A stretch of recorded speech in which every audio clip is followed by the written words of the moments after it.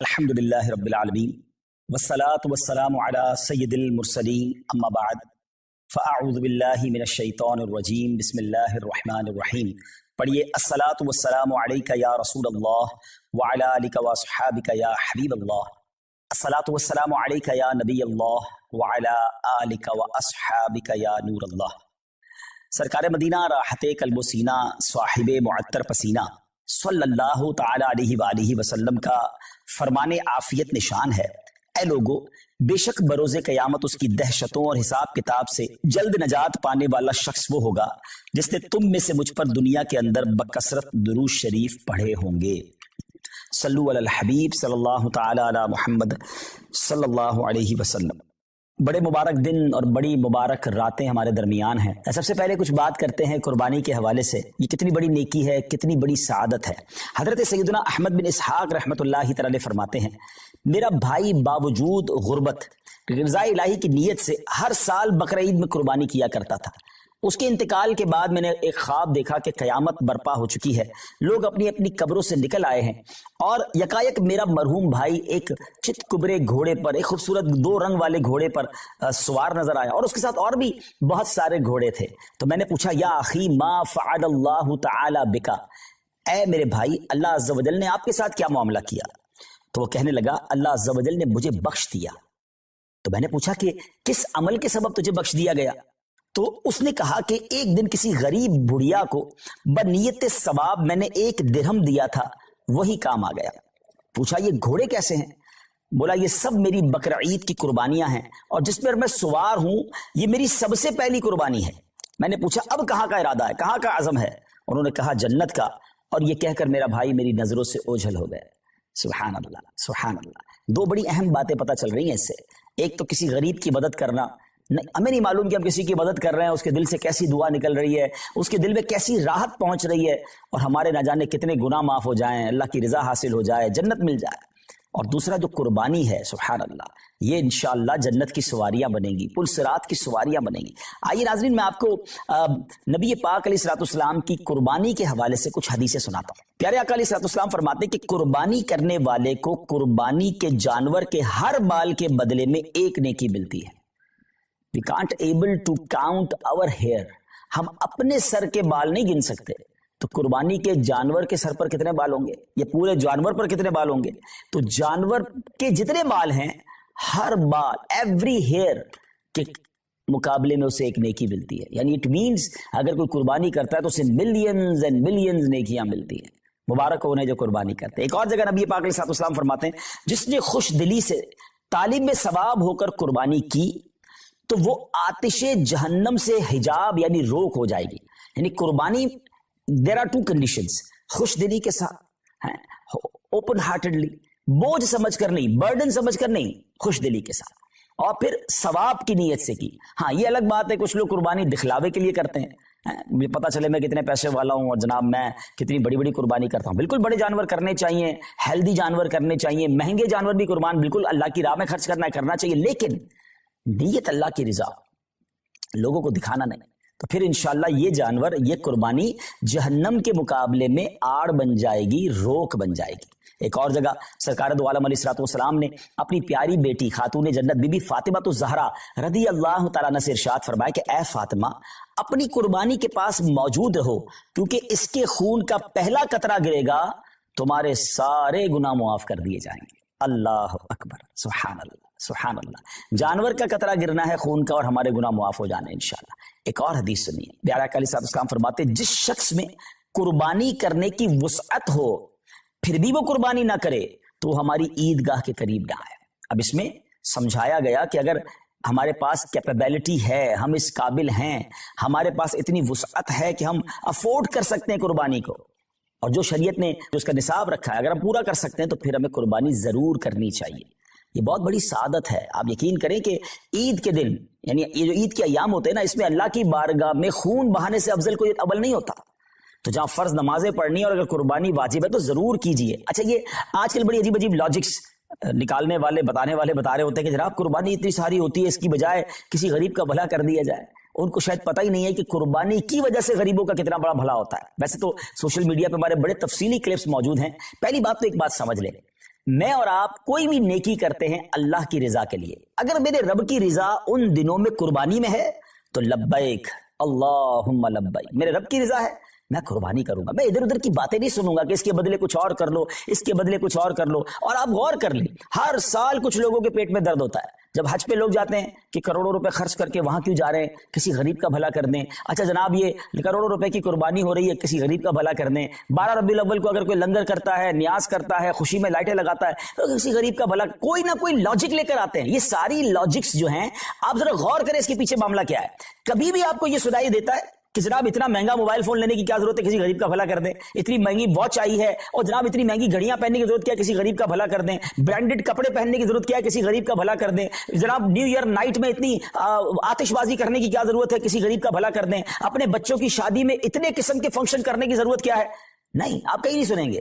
سارے غریب یاد آئیں گے کہ جب اللہ کی عبادت کی طرف مسلمان رجوع کرتے ہیں، جب ان کا شوق بڑھتا ہے کہ رب کی بارگاہ میں قربانی پیش کرے، خرچ کرے، اپنی جان کی قربانی پیش کرے، وقت دے، تو there is something wrong. اس باٹم ان ہارٹ میں کچھ گڑبڑ ہے. سمجھیے بات کو. اب میں آپ کو بتاتا ہوں جس کو بہت زیادہ اس بات کی فکر ہے کہ غریبوں کا بھلا ہو جائے. یہ قربانی سبحان اللہ یہ ایک ایسا شاندار فریضہ ہے اور ایسی خوبصورت یوں سمجھے کہ تہوار ہے، اسلامی تہوار ہے کہ جس کی برکت سے لاکھوں نہیں کروڑوں غریبوں کا بھلا ہوتا ہے فرام دا ڈے ون. اچھا صرف پاکستان کی مثال لے لیں، ویسے ہمارے جتنے یہ جو تیسری دنیا کے بر صغیر کے ملک کہلاتے ہیں جب بہت قربانی ہوتی ہے، پاکستان ہو گیا، ہندوستان ہو گیا، بنگلہ دیش، جہاں بھی غریب ممالک ہیں، مجھے بتائیے قربانی کے جانور آتے کہاں سے؟ 90% جانور وہ لوگ لے کر آتے ہیں جو اپنے گھروں میں، اپنے گاؤں گوٹھوں میں ان جانور کو پالتے ہیں. غریب لوگ ہوتے ہیں اور پورا سال پالتے ہیں تاکہ قربانی کے دنوں میں بیچیں گے تو اس سے ہمیں پیسے ملیں گے.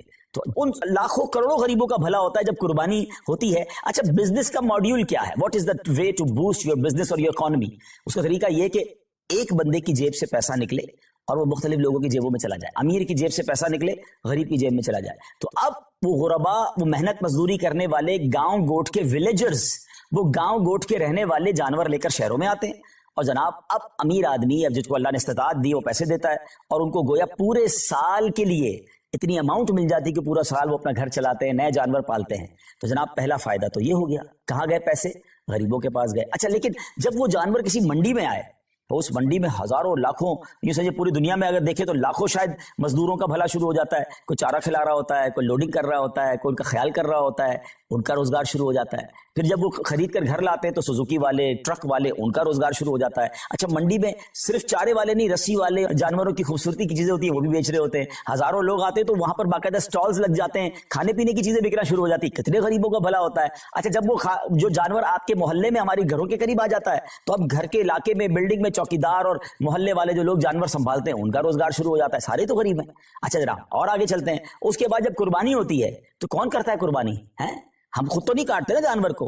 ہزاروں لاکھوں گوشت فروش قصاب اسلامی بھائیوں کا، اور ایک ایک قصاب کے ساتھ 5 6 ہیلپر ہوتے ہیں، ان کا ٹھیک ٹھاک روزگار بن جاتا ہے 3 دنوں کے اندر. اب وہ کون لوگ ہوتے ہیں؟ وہ بھی نارمل لوگ ہوتے ہیں، ان کو زبردست روزگار مل جاتا ہے. مسلمانوں کی جیب سے پیسہ ان کی جیبوں میں جا رہا ہے. اچھا اب گوشت کٹ گیا، کٹنے کے بعد کیا ہوا؟ سارا ہم نہیں کھا جاتے، لوگ اپنے رشتہ داروں میں بانٹتے ہیں، بہت سارے غریبوں بھی بانٹتے ہیں. تو لاکھوں لاکھ غریبوں کو گوشت ملتا ہے، بلکہ ایسے لوگوں کو ملتا ہے جنہوں نے پورا سال گوشت نہیں کھایا ہوتا، ان تک گوشت پہنچ جاتا ہے. اور آگے چلیے، اب جب گوشت اس کے کچھ دنوں کے بعد ایسی جگہوں پر پکنے کے لیے جاتا ہے جو کباب بناتے ہیں، بوٹی بناتے ہیں، جناب وہ بھی نارمل لوگ ہوتے ہیں، ان کا بھی روزگار چل پڑتا ہے. اور آگے چلیے تو اس کی جو کھالیں ہوتی ہیں، یہ کھالیں کسی لیدر فیکٹری میں جا کے بکتی ہیں تو وہاں شوز، تو جیکٹ وہ بنتا ہے، تو اس کی سلائی کڑائی مزدوری کرنے والے، یعنی اگر from the start till the and دیکھیں تو کروڑ لوگوں کا بزنس چلتا ہے، روزگار چلتا ہے، مزدوری ملتی ہے، گوشت ملتا ہے. سبحان اللہ و بحمدہ، سبحان اللہ العظیم. گویا سنت ابراہیمی پر عمل بھی ہو رہا ہے، گناہ بھی معاف ہو رہے ہیں، اور پورے مملکت کا، پوری کنٹری کا کاروبار چل رہا ہے، لاکھوں لوگوں کا روزگار بڑھ رہا ہے. تو یہ جو آرگیومنٹس ہوتے ہیں نا، اس پر توجہ نہ دیا کریں. یہ تو میں نے آپ کو اپنے دماغ سے حکمتیں بتائی ہیں، ورنہ جس کریم نے یہ کام ہم پر حکم فرمایا ہے، ہم پر لازم شریعت نے کیا ہے، وہ جانے، اس کی حکمتیں جانے. اگر کسی کام کی حکمت سمجھ نہ بھی آئے تو ہمارا کام اس کی لاجک تلاش کرنا نہیں. اگر ہمیں یہ پتا چل گیا کہ اللہ کا حکم ہے، اللہ کے حبیب کا حکم ہے، ہمارا کام لبیک کہنا ہے، ہمارا کام عمل کرنا. ہم بندے ہیں، ہمارا کام لبیک کہہ کر کام کرنا ہے. میں امید کرتا ہوں کہ چلیں فضیلت پر بھی بات ہو گئی، کچھ لاجکس پر بھی بات ہو گئی. اور اب آئیے सुभान अल्लाह, अगर ये काम हम दावत इस्लामी के थ्रू करवाते हैं तो ये इतने सारे बेनिफिट्स तो होने ही होने, कुछ और शानदार बेनिफिट्स होंगे। क्योंकि दुनिया भर में जो लोग हमारे आशिकाने रसूल लेते हैं, कई मुल्कों में कुर्बानी करना आसान नहीं होता, फिर उसको संभालना आसान नहीं होता, उसकी सफाई और उसके बाद उसका गोश्त बांटना, तो अब कहाँ कुर्बानी करवाएं? तो सुभान अल्लाह, दावत इस्लामी ने आपके लिए काम बड़ा आसान कर दिया कि हमने इज्तिमाई कुर्बानी, डोनेट कुर्बानी का एक मॉड्यूल मुतारिफ करवाया कि आप दुनिया में कहीं भी हैं, आप घर बैठे, आपकी कुर्बानी हम करेंगे। और कैसे करेंगे? क्योंकि ये शरई काम है, शरई फरीजा है, वाजिब है, तो इसके जो भी शरई कॉन्सिक्वेंसेस हैं, इसकी जो शरई एहतियातें हैं, मुफ्तियाने किराम से रहनुमाई लेकर, उनसे तरबियत लेकर एक शानदार निजाम बनाया कि आपका हिस्सा जो है, आपके नाम की कुर्बानी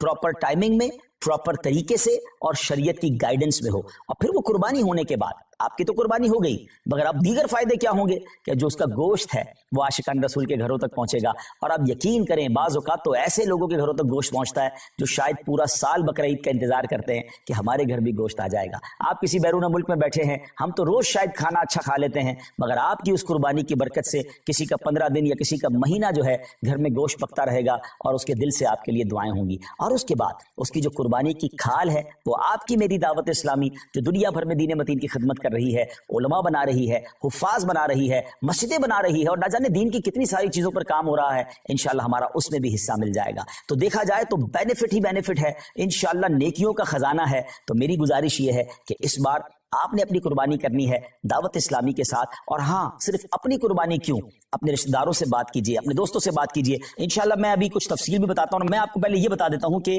हमारे जो इस बार कुर्बानी की रेट लिस्ट है, जो बकरा है पूरा, अगर आप होल गोट करना चाहते हैं तो वो 34,000 है। अच्छा, अब ये तो पाक रुपीज में है।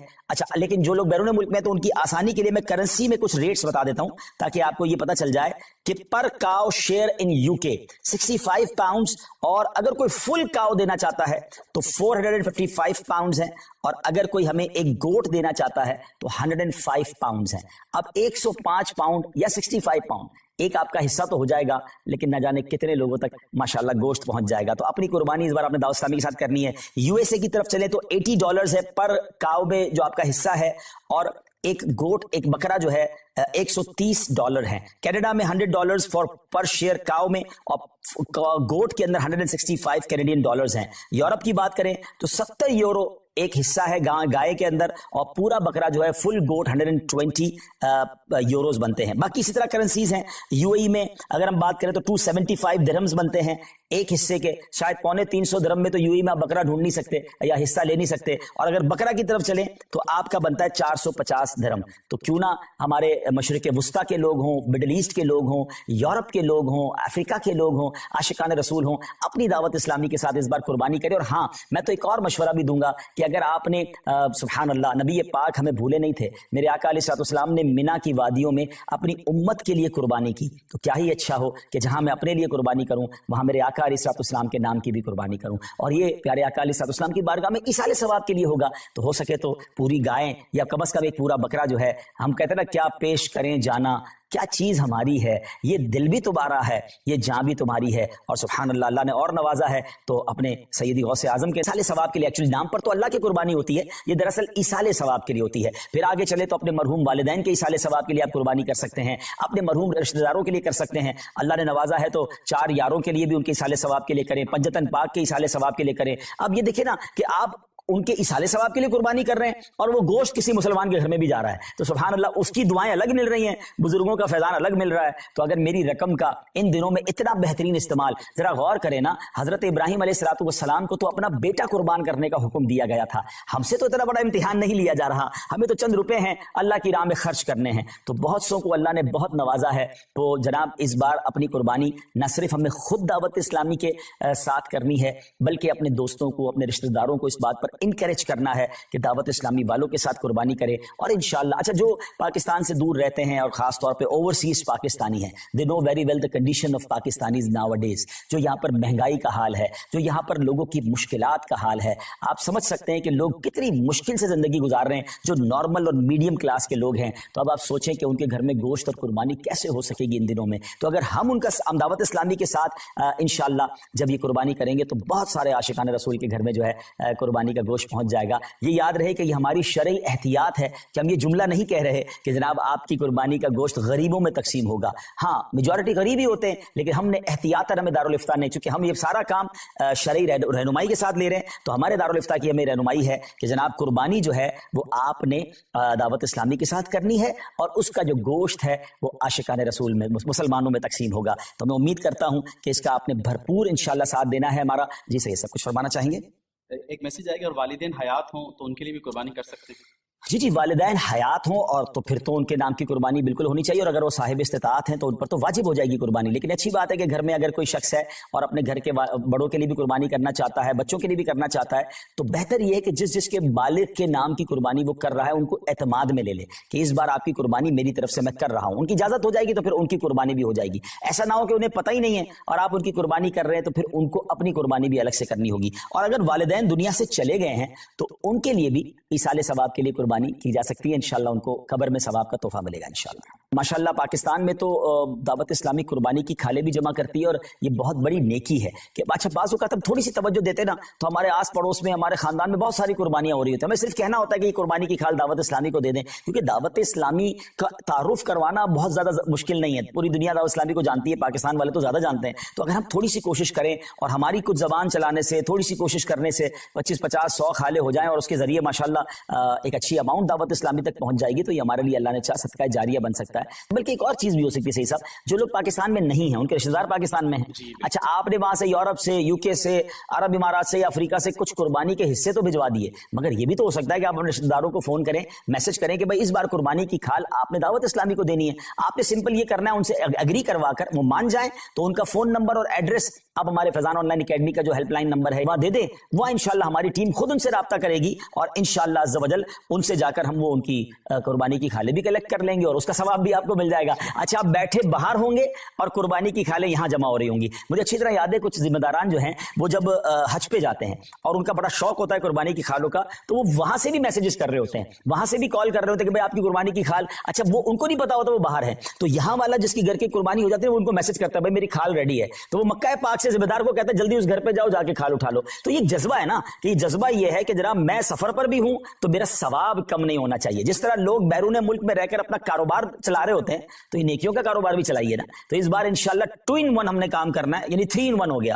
اپنی قربانی دعوت اسلامی کے ساتھ کرنی ہے, اپنے رشتہ داروں اور دوستوں کو ترغیب دلا کر ان کی قربانی بھی کروانی ہے, اور تیسرے نمبر پر انشاءاللہ عز و جل ہمیں انشاءاللہ عز و جل اور عاشقان رسول کی قربانی کی کھالیں بھی جمع کرنی ہے انشاءاللہ. جی سیدی, اس میں کچھ یوں بھی آ ڈیٹیل کہ بھئی اس وقت کتنے مدارس چل رہے ہیں, اور جو ہم قربانی کی کھالیں یا ڈونیٹ قربانی کرتے ہیں دعوت اسلامی کو اس سے کیا فائدہ پہنچے؟ جی جیسے میں نے بتایا کہ آپ کی ڈونیٹ قربانی کا گوشت تو عاشقان رسول تک پہنچے گا, اس میں کئی علماء ہوں گے, کئی حافظ ہوں گے, کئی نارمل عاشقان رسول ہوں گے, لیکن اس کے ساتھ ساتھ جو قربانی کی کھالیں ہیں وہ دعوت اسلامی کے فنڈ میں جائیں گی. اب دعوت اسلامی تو ثواب کی فیکٹری ہے نا, تقریباً 6,500 سے زیادہ تو ہمارے مدرسۃ المدینہ ہیں جس میں لاکھوں بچے, مور دین 3 لاکھ کے قریب بچے اور بچیاں بغیر فیس کے قرآن پاک پڑھ رہے ہیں. 1 لاکھ سے زیادہ تو حافظ قرآن بن چکے ہیں. پھر علماء کی طرف چلیں تو 1300 سے زیادہ جامعۃ المدینہ ہیں, 1 لاکھ سے زیادہ بچے اور بچیاں اس میں اسلامی بھائی اور اسلامی بہنیں درس نظامی کر رہے ہیں, ہزاروں علماء بن چکے ہیں. تو میری قربانی کی کھال سے اگر کوئی ایک عالم بن گیا, حافظ بن گیا, دین کا مبلغ بن گیا, اور اس نے جا کر دنیا میں غیر مسلموں کو مسلمان کرنا شروع کر دیا, تو آپ امیجن تو کریں کہ یہ ثواب کا کیسا کنٹینیو میٹر ہے. تو قربانی کی کھال تو ہمیں دعوت اسلامی کو دینی ہی دینی ہے انشاءاللہ. ڈونیٹ قربانی بھی اپنی دعوت اسلامی کے تھرو کروانی ہے انشاءاللہ.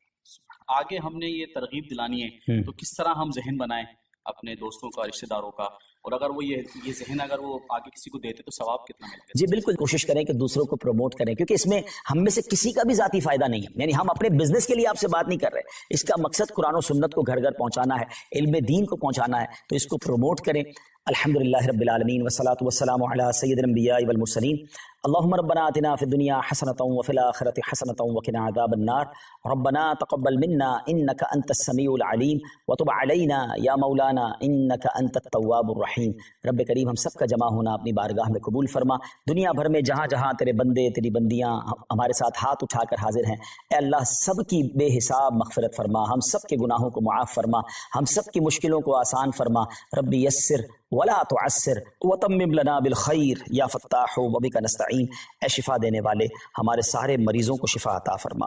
یا رب العالمین تمام بیماروں کو شفا عطا فرما، بے روزگاروں کو رزق حلال عطا فرما، تنگ دستوں کو فراخ دستی عطا فرما، اے اللہ بے اولادوں کو نیک اور صالح اولاد عطا فرما، جن کو اولاد دی ہے ان کی اولاد کو ماں باپ کی آنکھوں کا نور بنا دے، اے رب کریم ہمیں علم نافع عطا فرما، عالم باعمل بنا دے، ہم میں سے جو حج کو جا رہے ہیں، جا چکے، ان کے حج کو قبول فرما، جو تڑپ رہے ہیں انہیں بھی مکہ مدینے کی حاضری عطا فرما، اے اللہ سب کی قربانیاں قبول فرما، ہم دعوت اسلامی کے لیے جو قربانی کے لیے کوشش کریں اللہ ان کی کوششوں کو بھی اپنے دربار میں قبول فرما، اے پروردگار کئی اسلامی بھائیوں نے اسلامی بہنوں نے میسج کے ذریعے دعاؤں کے لیے کہا، تو سب کے نام بھی جانتا ہے اور کام بھی جانتا ہے، اللہ سب کی جھولیاں بھر دے، اللہم ربنا تقبل منا انک انت السمیع العلیم وتب علینا یا مولانا انک انت التواب الرحیم وافوض امری الی اللہ ان اللہ بصیر بالعباد لا الہ الا انت سبحانک انی کنت من الظالمین برکت ان اللہ وملائکتہ یصلون علی النبی یا ایہا الذین آمنوا صلوا علیہ وسلموا تسلیما صلی اللہ علی النبی الامی وآلہ صلی اللہ علیہ وسلم صلاۃ وسلاما علیک یا سیدی یا رسول اللہ۔ جب دم واپسی ہو یا اللہ، سامنے ہو روضہ رسول اللہ، اور لب پہ ہو لا الہ الا اللہ محمد الرسول اللہ۔ اس میں احرام کہاں سے آپ پہنو گے؟ تو آپ کم از کم اس ایئرپورٹ پر احرام پہن لیں کہ جس ایئرپورٹ سے آپ کا جہاز جدہ جا رہا ہے، یہ یاد رکھیے گا، مدینہ جانے والے کو احرام نہیں پہننا ہے، ٹھیک ہے؟ جدہ جانے والے یعنی جو مکہ جا رہا ہے اس کے لیے احرام ہے نا۔ تو جدہ کی فلائٹ میں بھی بعض اوقات کیا ہوتا ہے کہ مثال کے طور پہ پاکستان سے کراچی، لاہور، اسلام آباد سے کسی کی دبئی کی فلائٹ ہے، کراچی دبئی، اسلام آباد دبئی، پھر دبئی جدہ، یا قطر ایئر ویز ہوتی ہے، بہت ساری ایئر لائنیں ہوتی ہیں۔ تو آپ کی فلائٹ اگر وایا فلائٹ ہے، ڈائریکٹ جدہ نہیں جا رہی، تو آپ پہلے سے احرام نہ پہنے ورنہ آپ ڈسکمفرٹ ہو جائیں گے۔ اگلا ایئرپورٹ جو ہے جہاں سے آپ کی جدہ کی فلائٹ ہے اور آپ کو لگتا ہے اتنا ٹائم ہے وہاں پر کہ میں واش روم وغیرہ میں جا کے احرام پہن لوں گا، تو بہتر ہے وہاں احرام پہنے۔ نیت کب کرنی ہے یہ میں بعد میں بتاتا ہوں۔ تو احرام میں جو غلطی کرتے ہیں لوگ کہ احرام خریدیں اور اس کو پہلے چیک کریں کہ اچھی کوالٹی کا ہے، اور مشورہ یہ ہے کہ 2 سیٹ لے لیں، ایک لٹھے کا لے لیں اور ایک تولیے کا لے لیں، ٹھیک ہے نا؟ یعنی آپ اگر ایک سیٹ تولیہ کا لیں گے تو 2 تولیے کی چادر ہو جائیں گی آپ کے پاس، 2 لٹھے کا لیں گے تو 2 اس کی ہو جائیں گی۔ تو آپ اس کو مکس اینڈ میچ کر لیں گے، یعنی اس طرح سیٹ بنا لیں گے تو 2 سیٹ بن جائیں گے۔ اور اگر کوئی شخص کہتا ہے نہیں میں اوپر نیچے دونوں لٹھا پہنوں گا تو بھی جائز، کوئی مسئلہ نہیں، اوپر نیچے دونوں تولیہ پہنوں گا تو بھی بہتر ہے، کوئی مسئلہ نہیں۔ لیکن یہ تجربے کی بات ہے کہ تہبند جو ہے آپ لٹھے کی باندھیں اور اوپر کا حصہ آپ تولیے کا رکھیں گے تو فائدہ یہ ہوگا کہ آپ نیچے کمفرٹیبل رہیں گے، پرسکون رہیں گے، اور اوپر تولیے سے فائدہ یہ ہوگا کہ پسینہ وغیرہ آپ کا جو ہے اس میں جذب ہو جائے گا۔ تو احرام لے کر اس کو چیک کرنے کا طریقہ یہ کہ ایک تو یہ دیکھ لیں کہ بہت پتلا کاٹن نہ ہو کہ آپ کا جسم ہی اس سے چھلکنے لگ جائے۔ دوسرے نمبر پر سائز، یہ بڑا کاؤنٹ کرتا ہے۔ بعض لوگوں کا قد لمبا ہوتا ہے، بعض چھوٹے قد کے ہوتے ہیں، بعض تھوڑے سے زیادہ ہیلدی ہوتے ہیں۔ اب آپ نے احرام لیا اور آپ کو پورا ہی نہیں آ رہا، ایئرپورٹ پہ پریشان کہ یار میں اس کو باندھوں کیسے، میرے سائز کا ہی نہیں ہے، تو بھائی پہلے چیک کر لینا تھا۔ تو اپنے سائز کا احرام دیکھ کر، اس کا بھی میں آپ کو مشورہ دوں گا کہ احرام فرینڈلی کیسے بننا ہے، لیکن پہلے آئیے میں آپ کو احرام باندھنے کا طریقہ بتا دیتا ہوں۔ اچھا، ہم شہر کے لوگوں کا سب سے بڑا ایشو یہ کہ ہمیں تہبند سے بڑی گھبراہٹ ہوتی ہے، ہمیں تہبند باندھنے کی عادت نہیں ہے۔ گاؤں گوٹ کے لوگ تو گھر میں بھی تہبند باندھ رہے ہوتے ہیں، ان کو احرام کو پرابلم ہی کوئی نہیں ہوتا۔ تو تہبند سے اگر آپ کو عادت ہو گئی نا تو آپ احرام فرینڈلی ہو جاؤ گے۔ سب سے بڑا ایشو ہم لوگوں کا، شہر والوں کا، وہ یہ کہ ہم تہبند کیسے باندھیں، تہبند کنٹرول کرنے میں ان کا جو ہے ٹینشن رہتی ہے۔ تو ایک بار صحیح طریقے سے آپ یہ احرام کا جو نیچے والا حصہ باندھنے کا ہے، تہبند باندھنے کا طریقہ سیکھ لو، آپ کا حج آسان ہو جائے گا۔ حج قران کرنا ہے نا تب بھی ہو جائے گا، لیکن جب احرام صحیح باندھنا ہو، اب احرام ہی سنبھالتے رہو گے تو دل ہوگا یار کب اترے گا احرام۔ مجھے بڑا بعض اوقات تو عجیب لگتا ہے، لوگ بار بار یہ پوچھتے احرام اترے گا کب؟ میں نے کہا پہلے روتے تھے احرام پہنوں گا کب، یا اللہ موقع دے میں احرام پہنوں، جیسے ہی احرام پہنا اب ٹینشن یہ اترے گا کب۔ ارے ریلیکس رہو، جلدی کس بات کی ہے؟ تو احرام صحیح باندھنا سیکھ جائیں گے تو آپ کو اس کی ٹینشن ختم ہو جائے گی۔ تو پہلے میں تہبند باندھنے کا آپ کو طریقہ بتا رہا ہوں۔ تو اب آپ نے پہلے تو چیک یہ کرنا ہے کہ یہ احرام میرے سائز کا بھی ہے کہ نہیں۔ اس کا طریقہ یہ کہ آپ نے اپنی ناف کے اوپر یہ والا بالکل کوئی بل نہ ہو رکھ کے چیک کر لیں کہ یہ آپ کے پیروں کے نیچے تک جا رہا ہے یا پیر تک ٹچ ہو رہا ہے، اس کا مطلب اس کا سائز ٹھیک ہے۔ ایسا نہ ہو کہ آپ ناف پہ رکھیں اور ابھی سے شروع سے ہی آپ کے ٹخنوں کے اوپر ہے تو یہ آپ کے لیے سائز تھوڑا ہے۔ چلے بسم اللہ الرحمن الرحیم۔ اچھا، اب کرنا یہ ہے کہ یہ دونوں چادریں آپ نے اس کے کنارے ملا لینے، ٹھیک ہے، اور کوئی اس میں اوپر بل نہ رہے۔ ان دونوں کناروں کو آپ نے ملا لیا۔ اچھا، اب اس طرف سے تھوڑا سا اس کو ٹائٹ کر لیں، جتنا ٹائٹ کرنا ہے آپ ٹائٹ کر لیں، ٹھیک ہے۔ اب ان دونوں کو واپس اپنے ہاتھوں سے یہاں پر لے آئیں۔ اب اس کے بعد دوبارہ جو ہے یہاں لے آئیں، یعنی اس کو فلیپ کر رہے ہیں آپ, ٹھیک ہے نا. اور اب آپ کی مرضی ہے 1 بار 2 بار, کیونکہ احرام بھی بہتر ہے کہ ٹخنوں سے اوپر ہو, تو پھر تھوڑا اگر بڑا ہے تو 4 بار کر لیں. اب مثال کے طور پہ یہ میں نے اس کو 4 بار فولڈ دیا نا, اب یہ اتنا اچھا بندھا ہے کہ مجھے بیلٹ کی حاجت نہیں ہے, ٹھیک ہے.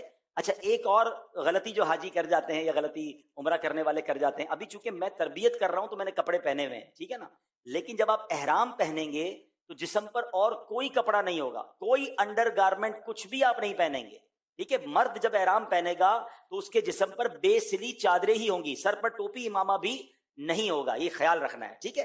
تو اب آپ نے جب یہ احرام پہنا نا تو اب ظاہر ہے اس کے نیچے تو کچھ بھی نہیں پہنا ہے, تو اب یہ جو فلیپنگ کی ہم نے, اس کو گھما کے جس طرح بنایا ہے نا, اس کا فائدہ یہ کہ اگر ہوا بھی آئی نا تیز تو یہ اگر اڑی بھی چادر تو آپ کی ستر, آپ کا جو جسم ہے وہ چھپا رہے گا, بے پردگی نہیں ہوگی. تو ہم نے احرام جب اس طرح باندھتے تو اس سے ایک تو چلنے میں بڑی آسانی رہتی ہے, دوسرا پردہ بھی رہتا ہے, تیسرا یہ کنٹرول بھی رہتا ہے. اچھا, یہ میں نے سکھایا نا تو آپ مجھے شاید 50 سیکنڈ لگ گئے ہوں گے, 1 منٹ لگ گیا ہوگا, لیکن اگر میں خود باندھوں یا آپ کی پریکٹس ہو جائے گی تو 30 سیکنڈ میں بھی ہو جائے گا, پتہ بھی نہیں چلے گا, آپ کی عادت ایسی بن جائے گی کہ آپ بالکل آسانی سے باندھ لیں گے. اب بیلٹ نہ بھی پہنے تو احرام چلے گا. اچھا, کچھ حاجی غلطی کیا کرتے ہیں, کیونکہ گھر میں تولیہ باندھنے کی عادت ہے نہانے کے بعد کچھ لوگوں کی, تو وہ احرام تولیے کی طرح باندھ لیتے ہیں. اب یوں باندھ رہے ہو, جب اب یوں احرام باندھ لو گے تو آپ تو اپنے آپ کو قید کر بیٹھے, اب تو آپ زیادہ چل بھی نہیں سکو گے اور پھر سنبھالتے رہو اس کو. تو یہ اس طرح نہ باندھیں.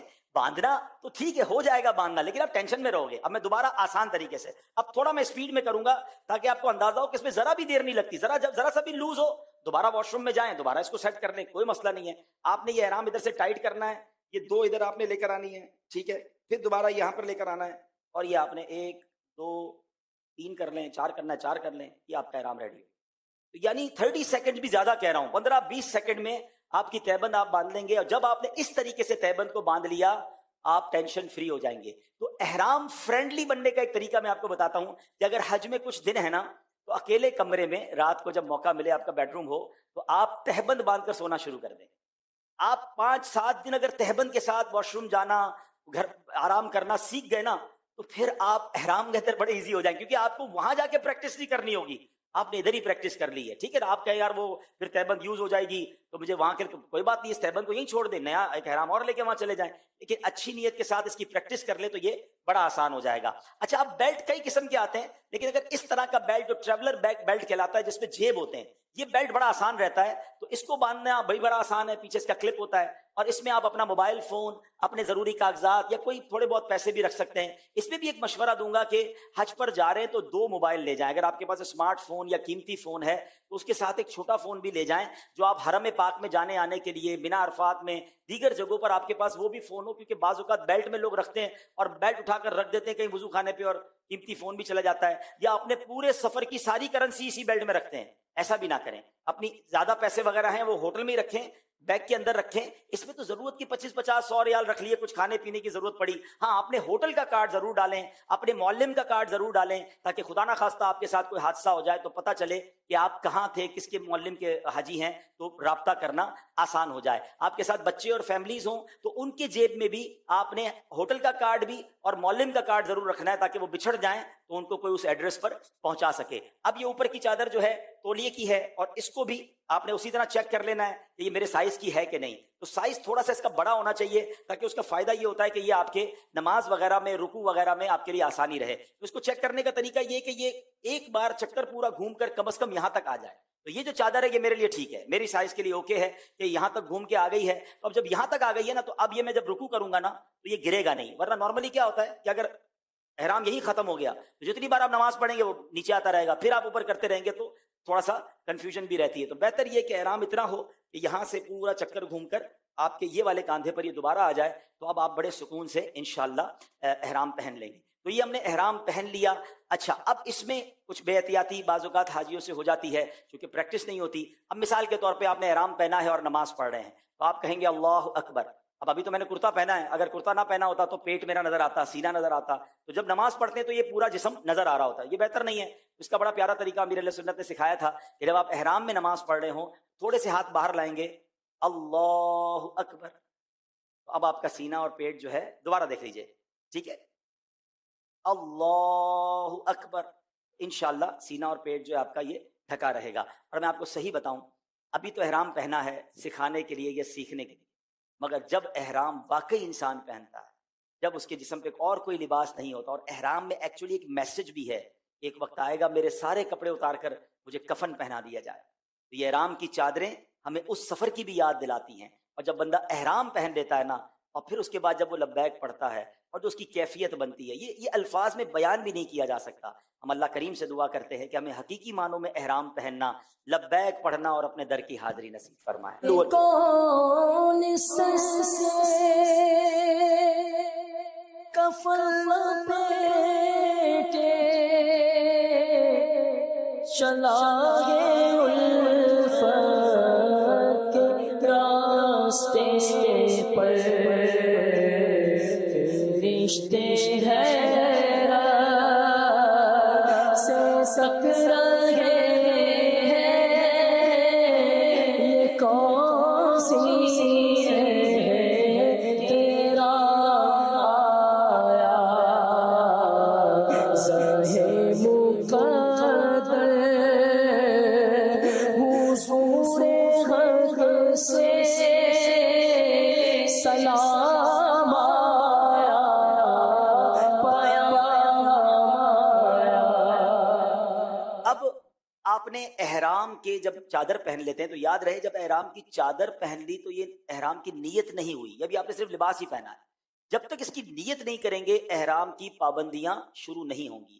اب اگر مکروہ وقت نہیں تو 2 رکعت نفل ادا کر لیں. اور جیسے کہ میں نے آپ کو بتایا کہ نیت کب کرنی ہے، اب نیت کچھ لوگ گھر سے کر کے چلے جاتے ہیں، دیکھیے حرج نہیں ہے اگر کوئی گھر سے نیت کر لیتا ہے، لیکن آپ کی پابندیاں ابھی سے شروع ہو گئی ہیں. اس میں احرام میں جو چیزیں حرام ہیں نا، کافی تفصیل ہے اس میں، وہ انشاءاللہ رفیق الحرمین میں پڑھیں گے کہ سلا ہوا کپڑا جو ہے وہ مرد نہیں پہن سکتا ہے، پھر اس کے بعد خوشبو کا استعمال نہیں کر سکتا، بال نہیں کاٹنے، ناخن نہیں کاٹنے. تو احرام پہننے سے پہلے ہی غیر ضروری بال صاف کر لیں، ناخن کاٹ لیں، اچھی طرح غسل کر لیں، جسم پر بھی خوشبو لگا لیں. احرام کی چادروں پر بھی خوشبو لگا سکتے ہیں. کب؟ جب تک احرام کی نیت نہیں کی. نیت کرنے کے بعد تو آپ نے خوشبو سے اپنے آپ کو بہت دور رکھنا ہے، تو آپ چادر پہ بھی خوشبو لگائیں، جسم پہ بھی خوشبو لگائیں، اچھی طرح غسل کر لیں، غیر ضروری بال صاف کر لیے، احرام کی چادریں پہن لی. لیکن مشورہ یہ ہے کہ آپ جب جہاز میں بیٹھ جائیں نا، جب جہاز آپ کا ٹیک آف ہو جاتا ہے، اب آپ جدہ کی طرف جہاز جا رہا ہے، آپ احرام کی نیت کر لیں، عمرے کی، جو بھی آپ نے حج کرنا ہے، حج تمتع کرنا ہے تو عمرے کی نیت کریں گے. اچھا، اس میں بھی کچھ لوگ یہ کہتے ہیں، اور ٹھیک ان کا مشورہ ہوتا ہے، کہ آپ کھانا کھا لیں، جہاز میں کھانا ملتا ہے، اس کے بعد نیت کر لیں. اس میں احتیاط یہ ہوتی ہے کہ کھانے میں کوئی ایسی چیز نہ ہو. تو نارملی تو کھانے میں کوئی ایسی چیز نہیں ہوتی، وہاں کبھی کبھی جہاز میں پرفیوم ٹشو دیتے ہیں ہاتھ صاف کرنے کے لیے، کہ جس میں خوشبو ہوتی ہے. تو آپ نے اس پورے سفر میں اگر مفتی صاحب بھی بیٹھے، میں یہ سمجھوں کہ سب سے زیادہ حاجیوں سے جو غلطیاں ہوتی ہیں، جس کی وجہ سے دم ہو جاتا ہے یا صدقہ ہو جاتا ہے، شاید 90% اس میں خوشبو کا معاملہ ہوتا ہے، کہ کہیں نہ کہیں ان کے ہاتھ میں خوشبو لگ جاتی ہے، وہ خوشبو کا استعمال کر لیتے ہیں، خوشبو والی کوئی چیز کھا لیتے ہیں. تو آپ نے اپنے ذہن میں ایک بات سمجھ لینی ہے کہ جب میں احرام میں ہوں نا، تو میرے خوشبو والی چیزوں سے اپنے آپ کو بچانا ہے. اچھا، کبھی کبھی حاجی یہ بھی غلطی کرتے ہیں کہ اپنے جسم پر عطر لگایا، احرام پہ عطر لگایا نیت سے پہلے، اور وہ عطر کی بوتل رکھ لی اپنے اسی بیلٹ میں. اب نیت تو کر لی، لیکن کسی بھی کام سے اس بیلٹ میں ہاتھ ڈالا تو وہ عطر کی بوتل کھل گئی تھی، یا کوئی مسئلہ تھا وہ ہاتھ پہ لگ گئی، یا آپ نے ہینڈ کیری میں رکھی. تو یہ مسٹیک نہ کیجیے گا، اگر خوشبو لگا لی تو اب عطر کی بوتل پر بھی پلاسٹک چڑھا کر اس کو لگیج کے اندر ڈال دیں. اب مجھے اس کو ہاتھ ہی نہیں لگانا ہے جب تک میرا عمرہ کمپلیٹ نہ ہو، میرا احرام نہ اترے. تو بڑا پرابلم، یعنی 90% اگر مسئلہ حل ہو جائے گا اگر آپ اپنے آپ کو خوشبو سے بچا لیتے ہیں، چاہے وہ لگانے سے چاہے وہ کھانے سے. تو بہرحال اب میرا مشورہ تو یہ ہے کہ جہاز ٹیک آف ہونا تو آپ نیت کر لیں، کیونکہ تھکاوٹ اتنی ہوتی ہے. ہم نے دیکھا ہے کچھ حاجی بیچارے سو جاتے ہیں، اور وہ پھر جب ان کی آنکھ کھلتی ہے کہ جب وہ میقات بھی گزر گیا ہوتا ہے اور جدہ ایئرپورٹ آ جاتا ہے، تو کہیں ایسا نہ ہو پھر اگر کوئی بغیر نیت کرے میقات کراس کر جائے گا تو پھر اس پر دم کی صورتیں بھی بن جائیں گی. تو ہمیں کرنا یہ ہے، اور دم کیا ہے؟ پھر بکرا کاٹنا ہوگا. تو بہتر یہ ہے کہ آپ جہاز میں بیٹھتے ہی جو بھی اپنے رفیق الحرمین کھولیں، اور آپ اگر حج تمتع کر رہے ہیں، اچھا حج تمتع کر رہے ہیں تو کس چیز کی نیت کریں گے؟ کس چیز کی نیت کریں گے؟ چلیں ماشاءاللہ آپ یاد ہے نا آپ کو، تو عمرے کی نیت کر لیں گے. اچھا، اب جیسے ہی نیت کریں گے، امیر اہل سنت نے ماشاءاللہ عمرے کی نیت بھی لکھی ہے. حج قران والے کون سی نیت کریں گے؟ عمرے اور حج دونوں کی. اگر حج قران کر رہے ہیں تو وہ نیت کر لیں، اور حج افراد کر رہے ہیں تو کون سی نیت کریں گے؟ حج کی نیت کریں گے. Very good. تو تینوں میں سے جو بھی نیت آپ کے لیے کرنی ہے، آپ کو پتا ہونا چاہیے کہ میں کون سا حج کر رہا ہوں. حج کی نیت کرنے کے بعد آپ نے عمرے کی نیت کر لی، احرام پہن لیا، اب آپ نے لبیک پڑھنی ہے. اچھا اب لبیک جو ہے نا اس کو بڑا کمال کا یہ وظیفہ ہے. پہلے تو لبیک کا معنی سمجھ لیجئے. جب آپ کو میننگ پتا ہوں گے نا پھر آپ کو پڑھنے کا لطف ہی اور آئے گا. آپ اسکول میں پڑھے ہوں گے, مدرسے میں پڑھے ہوں گے, جب ہمارا نام پکارا جاتا تھا ہم کیا کہتے تھے؟ لبیک, پریزنٹ سر, یہی کہتے تھے نا, اپنی حاضری لگاتے تھے. تو گویا یہاں بھی حاضری لگ رہی ہے. لبیک کا معنی کیا ہے؟ لبیک اللہم لبیک, میں حاضر ہوں میرے مولا میرے اللہ, میں حاضر ہوں. لبیک لا شریک لک لبیک, میں حاضر ہوں تیرا کوئی شریک نہیں, میں حاضر ہوں. ان الحمد والنعمت لک والملک لا شریک لک, بے شک تمام خوبیاں اور نعمتیں تیرے لیے ہیں اور تیرا ہی ملک بھی, تیرا کوئی شریک نہیں. اب اس کیفیت کے ساتھ جب بندہ حاضری لگاتا ہے نا کہ میرے گناہ, میری خطائیں, میں گناہ گار اور حج کا سفر, اتنے نیک لوگ یہاں آئے ہیں, میری لبیک قبول ہو جائے, میری حاضری قبول ہو جائے, میرا حج قبول ہو جائے. سنو سنو, امام زین العابدین آل رسول ہیں, اولیاء کے بھی سردار ہیں. آپ کے بارے میں آتا ہے ایک بار آپ حج کو گئے, احرام پہنا اور جب نیت کی تو چہرے کا رنگ بدلنے لگ گیا, خوف خدا طاری ہو گیا. لوگوں نے کہا حضور لبیک کہیے. آپ کہتے ہیں مجھے یہ ڈر لگ رہا ہے کہیں میں لبیک کہوں اور سامنے سے لا لبیک نہ کہہ دیا جائے کہ تیری حاضری قبول نہیں. بس اسی خوف سے آپ لبیک نہیں پڑھ رہے تھے. عرض کی گئی حضور لبیک تو کہنا ضروری ہے. اور جب آپ نے لبیک فرمایا تو آپ بے ہوش ہو کر زمین پر تشریف لے آئے. یعنی آپ پر اتنا خوف خدا طاری تھا کہ جب بھی سفر حج میں لبیک پڑھتے تھے آپ کی حالت غیر ہو جاتی تھی. آج ہمارے حاجی ہم لوگ مل کر لبیک بھی ہنس ہنس کر پڑھ رہے ہوتے ہیں. کاش یہ کیفیت بن جائے, کاش یہ انداز بن جائے کہ میرے مولا میں حاضر ہوں, تیرا کوئی شریک نہیں, میں حاضر ہوں. آج میری حاضری قبول فرما لے, میری لبیک قبول فرما لے. اس کیفیت میں جب آپ لبیک پڑھیں گے آپ کی آنکھوں سے آنسو جاری ہوں گے. آئیے اسی تصور میں ہم مل کر لبیک پڑھتے ہیں. لبیک کا وظیفہ یاد بھی کر لیجئے گا کیونکہ احرام کی نیت کے بعد اب حاجی کے لیے افضل ترین وظیفہ یہ ہے کہ وہ لبیک پڑھتا رہے. جب تک اس کی لبیک جاری ہے وہ لبیک پڑھتا رہے. آئیے مل کر لبیک پڑھیں. لبیک اللہم لبیک لبیک لا شریک لک لبیک, ان الحمد والنعمت لک والملک لا شریک لک لبیک اللہم لبیک لبیک لا شریک لک لبیک, ان الحمد والنعمت لک والملک لا شریک لک لبیک اللہم لبیک لبیک لا شریک لک لبیک, ان الحمد والنعمت لک والملک لا شریک لک. سبحان اللہ. حدیث پاک میں آتا ہے میرے آقا علیہ الصلوۃ والسلام فرماتے ہیں جب لبیک کہنے والا لبیک کہتا ہے تو اسے خوشخبری دی جاتی ہے.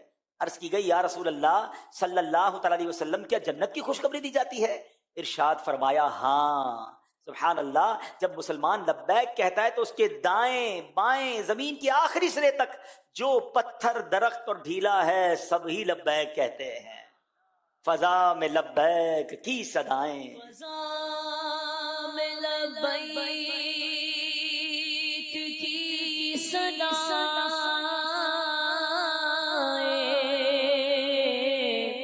زفرش تارش گونجتی ہے. ہر ایک قربان ہو رہا ہے زبان پہ یہ کس کا نام آیا. ہر ایک قربان